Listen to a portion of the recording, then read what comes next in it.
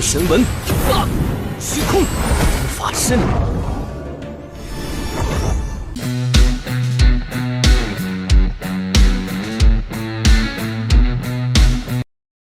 Halo guys, halo semuanya, selamat datang kembali di channel Alu Cerita Film. Dan bagaimana kabar kalian? Tentunya Mimin selalu doakan agar kalian semua dalam keadaan baik, sehat, dan bahagia selalu. Untuk episode kali ini, Mimin akan merangkum sebuah film web series dari film Lord of the Ancient God Grave untuk part terbarunya. Bagi teman-teman semua yang belum sempat menonton video-video sebelumnya, kalian bisa langsung menontonnya. Linknya ada di deskripsi. Dan jangan lupa bagi kalian yang baru mampir untuk mensupport channel ini terus agar Mimin selalu semangat dalam menghibur kalian semua.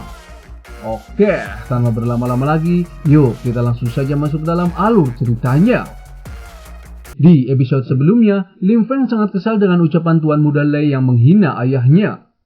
Lim Feng pun langsung menyerang Tuan Muda Lei dengan niat pedangnya dan membuat Tuan Muda Lei kesakitan. Lalu Tuan Muda Lei mengancam Lim Feng yang berani menyakiti dirinya.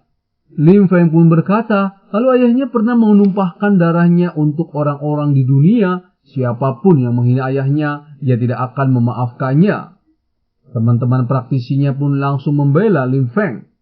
Nona Liu Li juga mengatakan kalau Lim Feng adalah putra Raja Pedang Ping Tian dan pemimpin para murid Qingzhou Selatan. Ia tahu kalau Lim Feng pasti sangat mengesankan. Namun Nona Lei masih saja menghina orang-orang dari Qingzhou Selatan yang menurutnya hanyalah semut rendahan. Di saat bersamaan ada beberapa praktisi ras iblis yang datang. Semua pun terkejut kenapa praktisi ras iblis bisa masuk ke dalam wilayah kota Leizel. Dan ternyata di sana ada praktisi yang berkhianat dan menjadi mata-mata ras iblis. Dan ia adalah Xiong. Ia melapor kepada praktisi ras iblis kalau para praktisi Zhongzhou dan Qingzhou Selatan sudah berkumpul di sana. Ia juga berkata kepadanya kalau ia sudah meracuni semua praktisi yang ada di sana dengan minuman anggur yang telah dihidangkan. Seketika racun tersebut pun bereaksi dan membuat semua praktisi di sana keracunan. Tuan Muda Lei sangat kesal dengan Xiong yang telah berkhianat kepadanya dan berkolusi dengan ras iblis, bahkan meracuni semua praktisi yang ada di sana.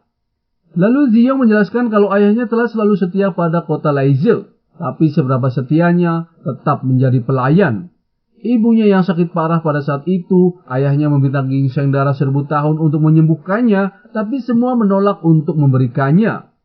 Lalu ayahnya mencoba menggelapkan ginseng tersebut, akibatnya leluhur mematahkan lengan ayahnya.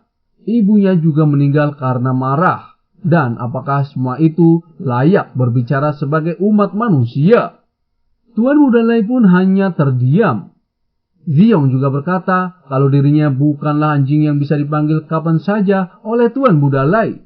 Ia tahu kalau Tuan Muda Lei tidak manusiawi. Lalu Tuan Muda Lei meminta Xiong menyerahkan penawarnya dan meminta untuk kembali sebelum terlambat. Kalau tidak, leluhurnya pasti akan datang. Tapi Xiong mengatakan kalau leluhur Lei sudah meninggalkan kota Leize selama 2 jam yang lalu. Adapun penguasa kota Leize juga semuanya sudah terkena racun. Tuan Muda Lei pun sangat terkejut. Xiong juga memberitahu kepada tetua ras iblis kalau di sana ada Lim Feng dari Qingzhou Selatan yang telah membunuh klon dewa iblis. Para ras iblis tahu kalau Lim Feng telah masuk ke dalam daftar 9 teratas yang harus dibunuh oleh kuil dewa iblisnya. Mereka terkejut kenapa Lim Feng tidak terkena racunnya. Lalu Xiong mengatakan kalau Lim Feng pernah menyingkirkan racun iblis di tubuh Nona Liu Li, jadi Lim Feng pasti mempunyai cara untuk menetralkan racunnya.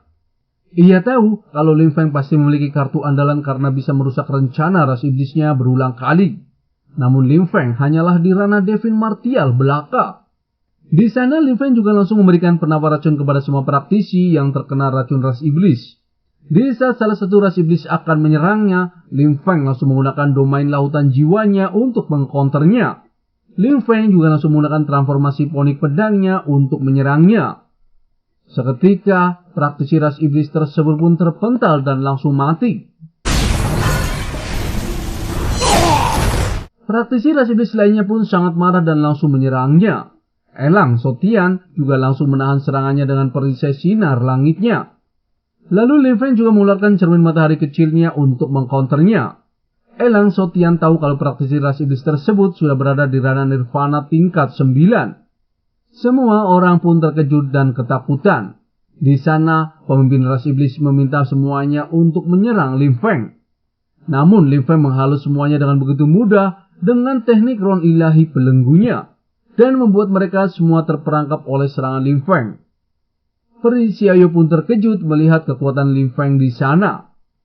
Lalu pemimpin ras iblis menolong para anak buahnya yang terkena perangkap Lim Feng. Di saat ia akan menyerang Lim Feng langsung menggunakan cermin matahari kecilnya untuk mengkonternya kembali.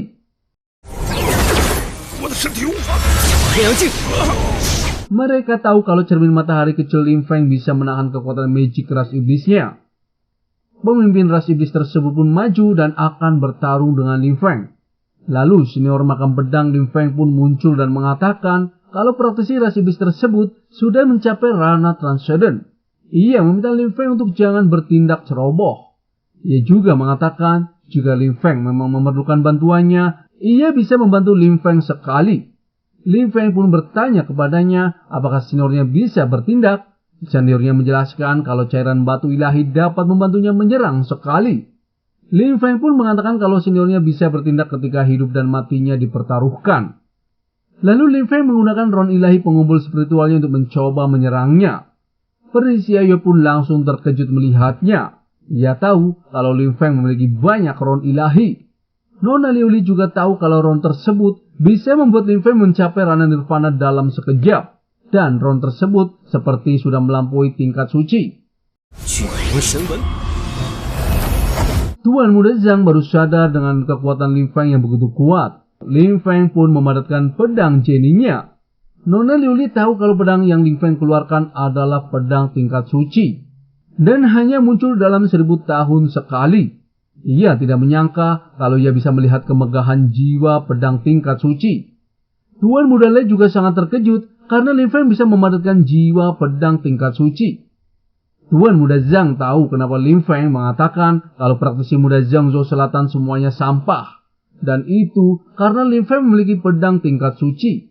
Praktisi ras iblis mengatakan kalau Lim Feng sebenarnya telah memadatkan jiwa pedang tingkat suci. Dan itu sangat menakjubkan. Jadi ia harus segera membunuh Lim Feng. Kalau tidak, begitu Lim Feng dewasa, ia akan menjadi batu sandungan ras iblisnya. Ia pun langsung mencoba menyerang Lim Feng dengan teknik tangan iblis surgawinya. Seketika semua praktisi di sana pun mencoba menahan serangannya. Lim Feng juga langsung menggunakan niat pedangnya untuk mengkonternya. Namun Lim Feng tidak bisa menahan serangannya dan membuat dirinya terpental dan terluka. Para praktisi di sana juga terpental dan terluka terkena serangan ras iblis. Lalu Lim Feng menggunakan teknik penjara kekosongan untuk menyerangnya. Namun lagi dan lagi serangan Lim Feng juga dengan begitu mudah dihalau oleh praktisi ras iblis tersebut. Semua praktisi Zhangzhou pun ketakutan dengan praktisi ras iblis tersebut yang sudah di ranah transcendent. Di sana Lim Feng pun mencoba menggunakan tubuh dharma jiwa ilahinya untuk menyerangnya. Semua orang di sana pun terkejut melihat tubuh dharma Lim Feng. Lalu apakah Lim Feng bisa mengalahkan praktisi ras iblis yang sudah berada di ranah transcendent? Mimin akan bahas di episode mendatang ya. Terima kasih.